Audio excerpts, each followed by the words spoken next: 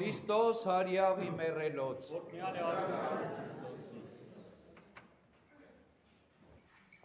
Այսօր Սուրբ Հարության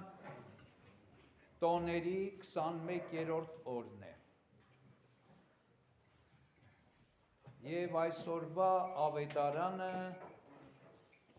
Հովանու 5-րդ գլխի առաջի հատվածն է, որ հիմա կընթերցեմ։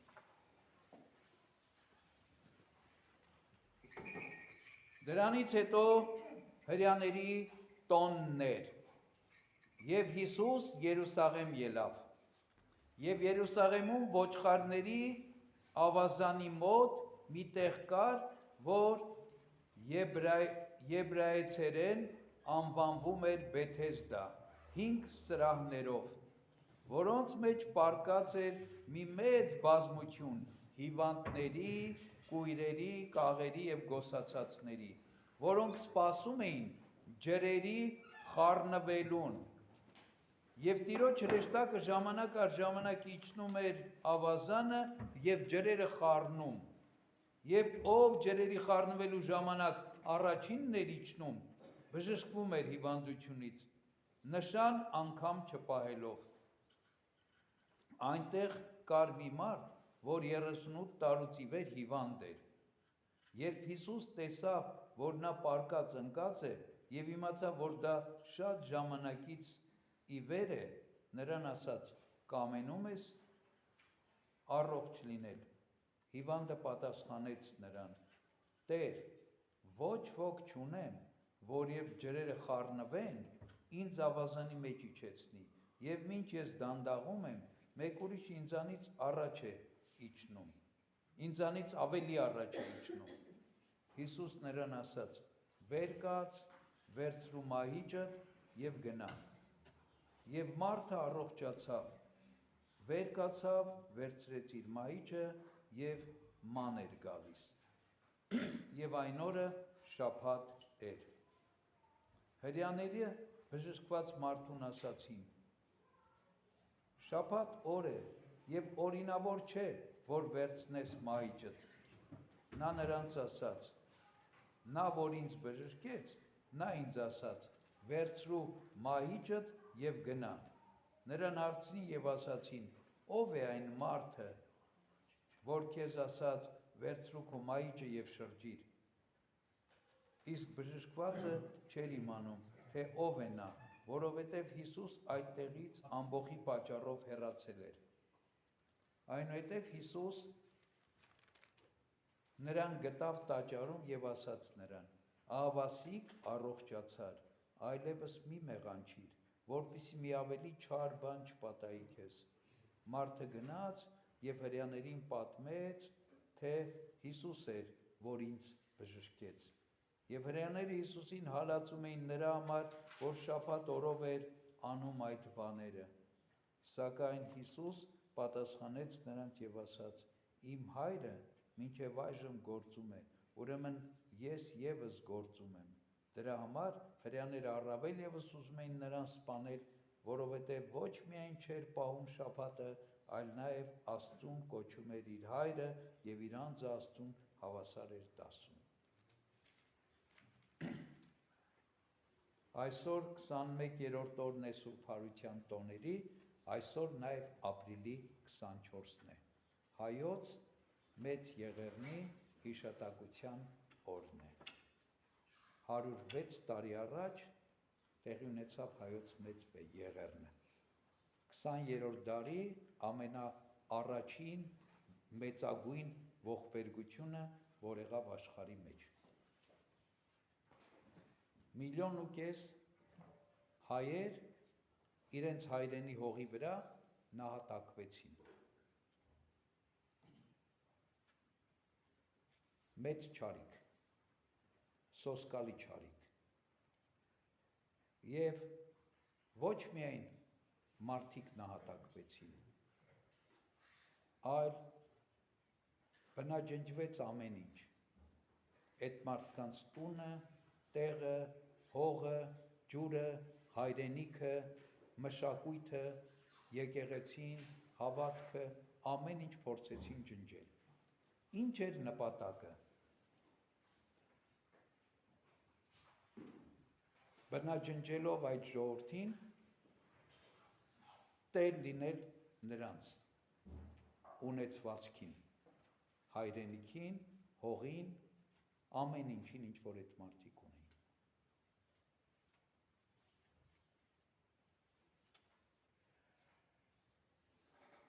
Սակայն Սուրբ Գիրքն ասում է, որ Աստված ամեն չարիքի միջից բարիք է հանում։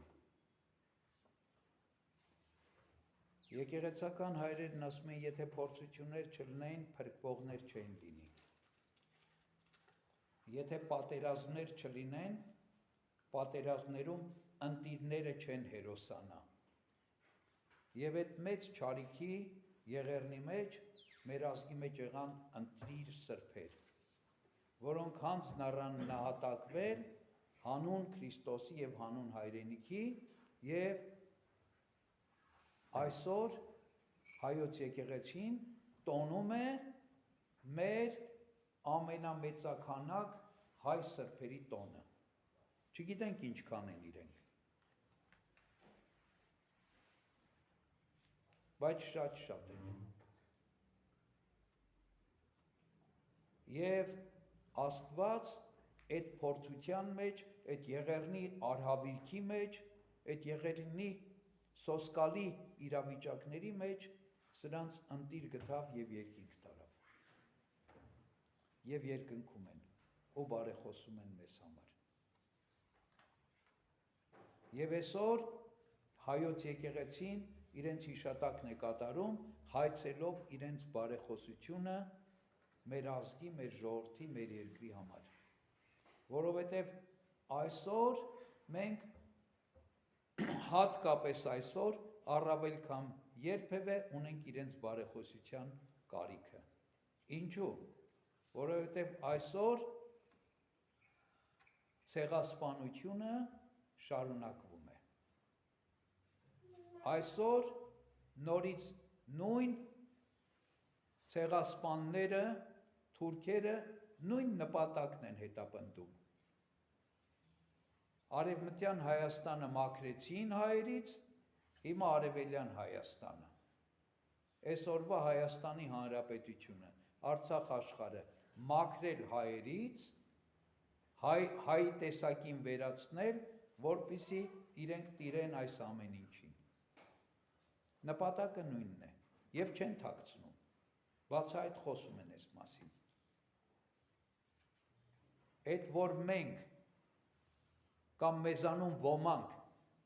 ջայլամի պես գլուխները կոխել են ավազի մեջ, մարմինը թողնելով ավազից դուրս, եւ չեն ուզում այդ մասին խոսել, ասել կամ տեսնել, այդ չի նշանակում, որ այդպես չի։ Այդ փոթորիկը որ եկավ, նենց կսրբի իրանց կտանի, որ գլուխները ավազի մեջ կթաղվի, իրենք էլ կգնան կկորեն։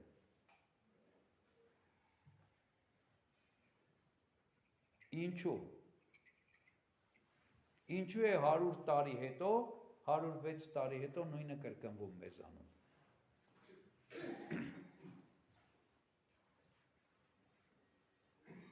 Մի խոսք կա,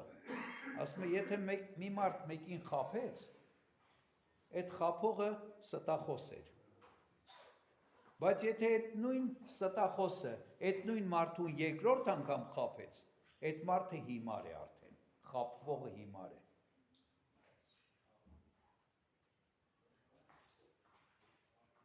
Մենք դասեր չառանք։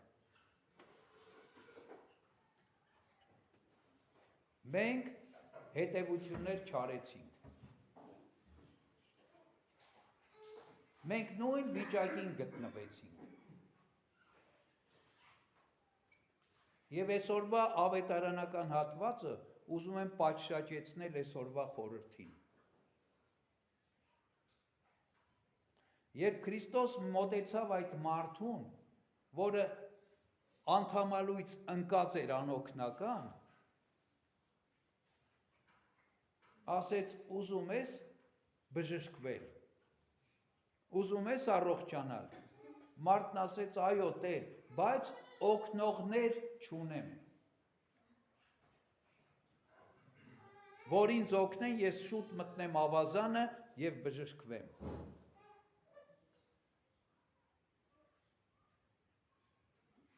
100 տարի առաջ Եղեռնի ենթարկվելուց հետո մենք շարունակում ենք մինչև այսօր հիմարաբար օգնողներ փնտրել։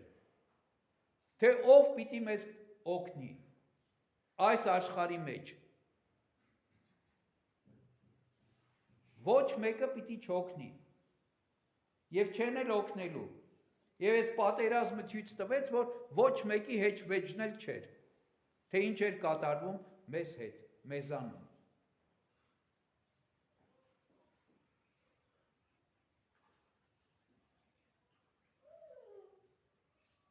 Բա ինչ էր պետք անել։ Քրիստոսն այս անդամալույցին, որ բժշկեց, ասեց ինչա պետք անել։ Ասեց գնա, այլևս մեղք մի գործիր, որ ավելի մեջ չարիք չգա քո գլխին։ Մենք դաշ չառանք։ Որ պիտի մեղք չգործենք, որ ավելի մեծ չարիքների չհանդիպենք։ Մենք մեղքեր գործեցինք ու շատ մեղքեր գործեցինք ու շարունակում ենք ավելի մեղքեր գործել։ Աստված հոգին լուսավորի Տեր կյուրեղի։ Մի անգամ մի բան էր ասում քարոզի մեջ։ Ասում էր մենք անընդհատ ասում ենք 1.5 միլիոն նահատակներ ունեցանք։ Բայց եթե նստենք հաշվենք 1.5 միլիոնից ոչ պակաս խորհրդային տարիներին աբորտ ենք արել։ Բա ինչի սրա մասին չենք խոսում։ 1.5 միլիոն թուրքն է սպանել, բա այն մյուս 1.5 միլիոն ով է սպանել։ Հայն է սպանել հային։ Այս մի մեղք, բաս այս բազմաթիվ մեղքեր, ու մինչև այսօր։ Ու ուշքի չենք գալիս, ու դարձի չենք գալիս։ Քրիստոսն ասեց գնա մի մեղանչիր, որ ավելի մեծ որ ավելի մեծ չարիք չգա գլխիդ։ Մենք շարունակում ենք մեղանչել։ Ոչ միայն շարունակում ենք, այլ նաև Քրիստոսին ենք մատնում, ինչպես այս անդամալույցը իր բարերարին գնաց մատնեց հրյաներին, ասեց Քրիստոսն է ինձ բժշկել։ Եվ հրյաներն էլ ուզում էին սպանել Քրիստոսին։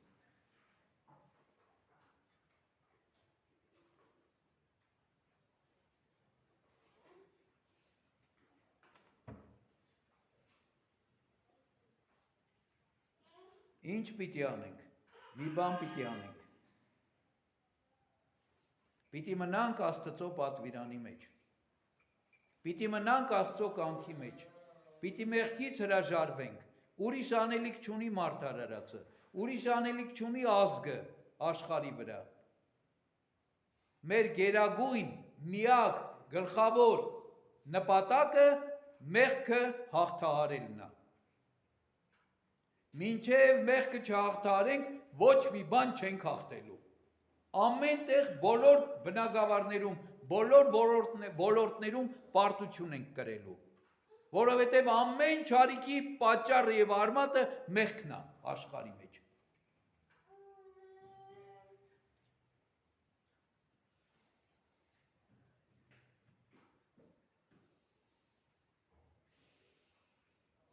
Աստված ուզում է, որ մենք մեղք չգործենք։ Քրիստոսն ասեց գնա, այլևս մի մեղանչիր։ Ցավոք սրտի մենք այս մասին չենք մտածում։ Եվ այսօրվա մեր ազգի, մեր ժողովրդի առաջնորդներից ոչ մեկը այս մասին չի խոսում, չի ասում, չի քարոզում, չի ասում ժողովուրդ ջան, մեղք պիտի չգործենք։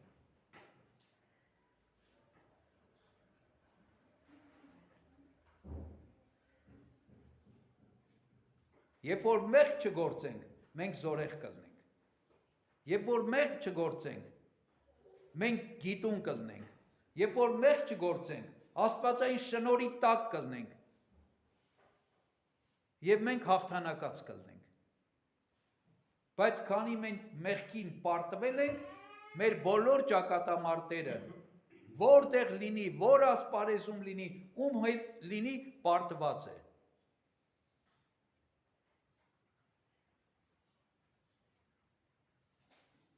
Քրիստոս հարություն է առել մեռելներից, որ մենք հարություն առնենք։ Մենք չենք ուզում հարություն առնենք, մենք ուզում ենք մնալ մեռելության մեջ։